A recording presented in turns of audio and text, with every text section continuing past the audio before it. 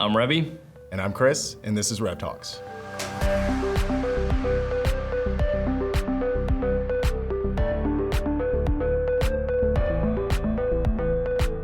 All right, so Chris, you and I have been in the game for a good few years now, and I don't think we've ever seen so much change happen so quickly. I'm excited to dig into that today with you and talk about how that change has impacted the sales and the sales engineering professions. I'm looking forward to it as well, and we're gonna do it all over a game of checkers, and it's your move, Rebby. I believe it is. Looking back over the last 5 years, Chris, how do you think the sales landscape has changed, and how do you think that impacts our profession as sales engineers and the sales profession as a whole? So there was a time where buyers were, I'd say, less incredulous about the decisions that they were making, and also buying committees weren't as large as they are now. Now sales and transactions are under a microscope, and so it's incumbent upon us as salespeople, sales engineers specifically, to better educate our buyers, as well as to meet them where they're at within the buying journey. But then also be able to come with a perspective that's strong and help to guide them through this mire of ambiguity that has become particularly the technology landscape. When I think about sales engineers specifically, I think the level of our ability to speak to our customers and our ability to solve technical problems and tie that back to the business problem is going to be more and more imperative. Yeah, no, I think those are good points. And it's interesting how those changes really have an impact on the profile that you look for as a hiring manager for a sales role or a sales engineering role, right? Because, gone are the days when a sale is done just on the strength of a relationship that you've built, or even the level of understanding that you have about the business that you're trying to sell to, right? There's so much more of a component of the requirement to be very process-driven, the requirement to be organized in order to manage a really complicated buying committee. So I think we'll continue to see the profile for a really effective sales professional and a really effective pre-sales professional continue to change as we see some of these effects in the market. Yeah, I absolutely agree with that. I always say that sales is a decision that's typically made both in the rational as well as in the technical. And what we're gonna be able to see is that, the rational side is gonna be important. The relationship and the interpersonal is also going to be incredibly important as buyers become even more educated and have more access to technology and answers that they need. Yeah. So now it's my move, and I have a question for you, Rebby, which is, how has the technical buyer changed over the past few years?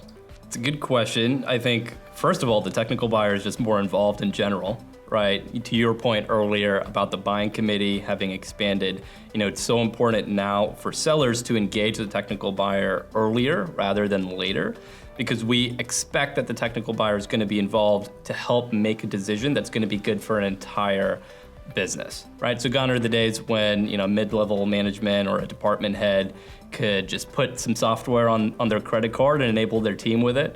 In order to get a deal done, it's important that the technical buyer is engaged really early because they're really gonna have a perspective, and they're often best equipped to have an unbiased perspective on how a piece of technology fits into a company's infrastructure, but then also how it can drive value for an entire organization versus just one subsection of it. So I think it's important for sellers to keep that in mind and focus on bringing the technical buyer in proactively, even when the initial entry point to an account may have been someone that was in the line of business.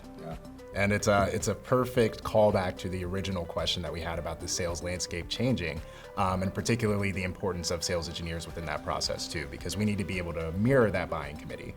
And the best way that we can do that is proactively, but also having a technical expert on our side to be able to address those concerns and really come off as a non-biased entity when it comes to being a technical expert within that process. It's honestly such a big part of the sales engineering list of responsibilities, right? Is to cultivate that relationship with the technical buyer and ensure that we're delivering everything that they need to make a really informed decision about what technology is gonna move the needle the best across all of their existing infrastructure, and of course, drive value for the end users as well.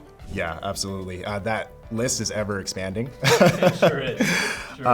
And just one more comment on that is that when I think about that, we often talk about the idea of like commercial coaching, right? That we sell way more often than our buyers are buying. And so it's incumbent on us to be able to help them navigate the internal decision-making process. I think there's probably another layer there about like the technical decision-making process and technical buying coaching. And that's something that I know you and I are both talking about with our team internally. So. No, we help buyers buy. Absolutely, I totally agree. All right, Chris, I think it's my move, and you just played right into my hands, so I'll just take that piece off the table. It's all part of my master plan. So I think a question that I have for you is, how has that increased focus on ROI, right, and those expanding buying committees from a technology purchase standpoint impacted the sales process? Yeah, and it's a good question. I mean, in a down market, the first thing a finance team is going to look at in the way of cost cutting is software, and specifically software that isn't being unused. So I think it's really important for an account team to correlate ROI to adoption. And of course, I think at this point, the market has evolved to a point of maturity where we have a lot of teams, a lot of sales teams that are bringing a perspective in every deal cycle as to what the ROI is that the account that they're trying to sell into will receive from purchasing that product, especially software and others, and hardware and others as well. But I think it's really important to make adoption a big part of that ROI story, especially in a competitive landscape where you could have multiple vendors, multiple solutions that can technically fit all of the requirements that you're looking for. The story of how becomes so much more important, right? How are we going to drive adoption? How are we going to ensure that the change management goes off smoothly? How are we going to make sure that we're able to report on the results that a piece of software is driving year over year, quarter over quarter, et cetera, so it doesn't sit unused on the shelf? I think that's one of the really big priorities that any finance professional is thinking about, right, as they decide whether or not to support a technology purchase. And so when making an ROI calculation, it's so important to include that component of the how. That makes total sense, right? It's more than just, are we going to use it, but how is that actually going to drive an impact for our business so that doesn't become self-aware and instead becomes an important component for what we're trying to achieve. Yeah. And I know, Chris, your team does a lot in terms of putting together an ROI perspective for the accounts that they serve. I'm curious, are you seeing any common themes of how those ROI perspectives are being received by the customer buying teams that they're working with? Absolutely. I mean, you beat me to the punch, and as I make my next move, I want to think about that a little bit more broadly. So yes, I've seen examples of what is best in class, and then I've also seen examples of what's not done so well. So I'll start with a concept that actually takes us a little bit further back, which is multithreading. I think all of us hear this in the industry, and it's very important. But I think what sellers tend to over-index on is multithreading vertically, right? So going up to the decision-making chain, so the C-suite and VP, et cetera. But especially when you think about ROI and adoption, it's actually just as important for us to make sure that we're going wide with our multi-threading and making sure that we're getting access to the end users and being able to tell that story in a compelling way. Because that way, I love that. We can get to the ground level. A CRO, frankly, isn't going to be living in whatever platform that we're selling from a revenue standpoint, or let's say a CFO, he's probably not going to be living in like the payment processing platform that we're leveraging, right? It's probably going to be end users. And so the more we can tell that story of how it's going to benefit the people who are actually going to be using that on a day-to-day, the more compelling that story becomes. And one of my favorite things, one of my mentors actually told me this, is when you are talking to someone in a C-suite, they should be learning something new about their business or the industry. And so when we are creating, let's say an ROI or a business case, we should be telling them something that they don't already know.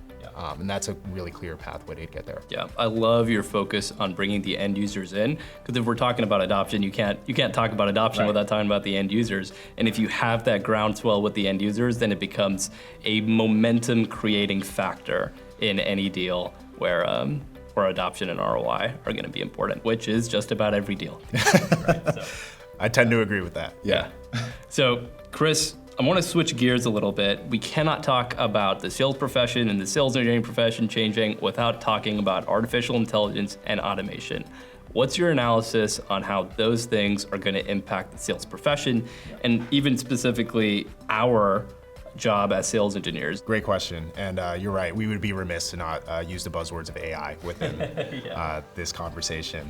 And it's a broad topic, and I think we're still discovering what that's going to look like within sales. But if I was going to take a jab at it based off of what we've experienced so far, I think going back to what I had said previously, when buyers make decisions from an emotional standpoint as well as from a rational and technical standpoint. And so just like we're having a conversation here, or we have conversations with our customers, I don't think we're ever going to be able to lose that, because sales is inherently a human element, right? It's something that we do on a day-to-day, right? So our ability to communicate the technical requirements and how we align to those for a customer. Our ability to create a more compelling ROI business case because we can automate some of that process, for example. Our ability to coach our sellers better, right? Because we're going to be able to garner data about how we're interacting with our buyers. All of those things are going to raise the bar for those human interactions. So instead of us taking away, it's actually going to make everything better from, like, let's say a 50 or 100% output rate when we think about efficiency as well as effectiveness within sales cycles and building pipeline. Yeah, no, that's a good point, because ultimately, AI doesn't replace this, right? Like AI today, it might be different 6 months from now, but today AI doesn't replace the conversation that we're having right now. And to get the big deals across the line that we want, this conversation is never going away. This kind of conversation is never going away. So yeah, I completely agree with that perspective. And you and I are seeing the impacts, the positive impacts of AI on even our own, the sales team that we work with, and our own profession already. So yeah, I think it certainly raises the bar and enables us to be a lot more effective and efficient with our time, so that we can focus on that human touch that is so important. I absolutely agree. So thanks so much for tuning into the show today. In the next episode of RevTalks, we'll be talking about modern deals and what it takes to get them over the line.